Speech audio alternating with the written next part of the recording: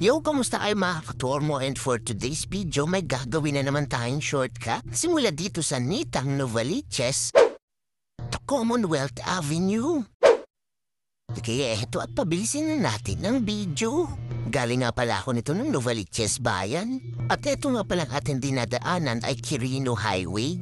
At kaya ako nga rin pala gustong dumaan dito sa Nitang. Marami to kasi nagsasabi na delikado dito. Kaya eto at itry nga natin kung talagang delikado. At dito nga ay papasok na ako ng Nitang Avenue. Kaya dito ay nagdire-diretso na nga ako. Dito sa may bandang unahan kayo ay kakanan. At pagdating nga dito ay parang wala naman nakakakaba. Napaka-normal lang ng mga senaryo. Maraming taong naglalakad, may mga nagtitinda. At dito nga sa may unahan ko ay may nagpe-pedicab kaya nagsignal light ako pakaliwa at umovertake ako sa kanya. At meron pa ulit dito sa unahan kaya umovertake ulit ako. Tapos pagdating ko dito ay may napansin ako na red na sasakyan. Kaya gumilid ako sa kanan at aking pinagbigyan. Medyo makaipot lang ang kalsada dito. Kaya bigayan lang, huwag kang piling lokal. At dahil linggo ako napadaan dito, talagang busy ang kalsada na ito. Lalo na sa mga naghahanap buhay kagaya ng mga nagpe-pedicab. Kaya kung alanganin, pagbigyan nyo na lang. Hindi biro yung trabaho nila dyan. At kung mapapansin nyo yung kalsada dito ay talaga namang safe ang mga itlog nyo. Kasi nga makinis tsaka naka-espalto. At syempre mabalik tayo sa shortcut ko. Tandaan nyo itong tulay na to. Kapag nadaanan nyo na itong tulay na ito, ay malapit na kayong kumanan sa unang kanto. Ito nga palang aking dinadaanan ay Kabuhayan Street at dire-diretsuin nyo nga lang pala ito. At pagdating nyo dito sa dulo, hindi pa kayo kakaliwa dyan. Dito kayo kakaliwa sa pinakaunahan. Tapos huwag kayong kakanan dyan. Kala ko nga kakanan ako dyan. Ang gawin nyo ay dumiretso pa kayo. O huwag ka na magkataw-hataw kasi may mga hams dyan.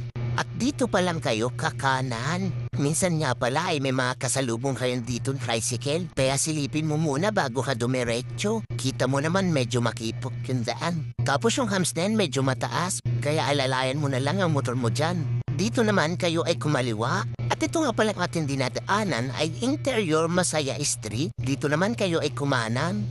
At isang diretso nga lang pala ito. Ikat ko lang kasi magsasawa kayo sa hams dito. Ready mo na rin ang itlog mo. Pagdating nyo dito sa pinakadulo, kayo ay kumaliwa. Pero silipin mo muna kasi kagaya niyan ako nabulaga. At ito nga palang aking dinadaanan ay Nenita Street. Tandaan nyo dito may madadaanan kayo na paradahan ng tricycle sa aking kanan. Tapos dire-diretso lang kayo hanggang sa makarating kayo dito. Kayo ay kumanan. Ito nga pala ay pataas. Itong street na ito ay Santa Trinidad Street. At kapag sumilip kayo dyan sa aking kaliwa ay maganda ang view dyan. Kasi mataas talaga itong pwesto na ito. At syempre isang diretso lamang ito kaya ikat kulit yung video. Pagdating nyo dito sa pinakadulo ay may crossing. Pero ang gawin nyo ay dumiretso lang kayo. Pero syempre lumingon ka naman kaliwat kanan. At alam ko na aalala niyo yung last video ko. Kung napanood mo, ito nga pala yung ginawa kong shortcut. Tapos nadaanan ko dito yung shop ni Boss Maki. At ito nga pala ating dinadaanan ay JP Rizal Street. May hams nga pala dyan na matambok. Dire-diretsuin nyo nga lang pala itong JP Rizal Street hanggang sa makarating kayo dito. At pagdating nyo naman dito, kayo ay kakanan. Ito nga pala ay E. Aguinaldo Street. Hindi ko na nga pala doon diniretso sa palengke ng Santa Lucia. Kaya dito na ako dumaan para shortcut. At pagdating niyo naman dito, kayo ay kumanan ulit. Ito nga pala ay Panday Pira Street. At pagdating niyo naman dito, kayo naman ay kakaliwa. At ito nga pala ating dinadaanan ay Teachers Street. At itong Teachers Street ay isang diretso lamang kaya ikat na natin yung video. Pagdating nyo dito sa pinakadulo, kayo naman ay kakanan sa Engineering Street. At pagkanan nyo ay may crossing kaya kayo naman ay kumaliwa.